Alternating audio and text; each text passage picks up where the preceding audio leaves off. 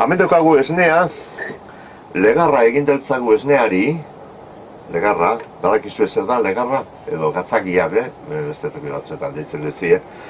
Legarra da, bedarrik jan ez dauan bilotxaren estemangua, urdaila. Urdail hortan, amaren esnea dauka, utzutzik. Ez dauka beste janaririk urdailean. Orduan, bilotxa hilda gero, kentzen jako estemangua, urdaila, eta barruan esnea dauka, esnerik espadoka bota egin behar da, ez da esertarako baliota, baina beterik badago, edan barri badago, orduan bete-beterik eukiko da urdaila, eta orduan zer egiten da, emon korapilo bat, goitik, eta eskegi untze baten, eta itxi lehortzen.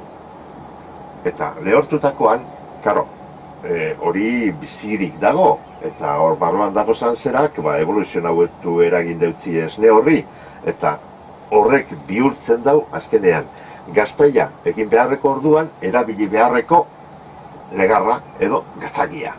Horixe da gatzagia.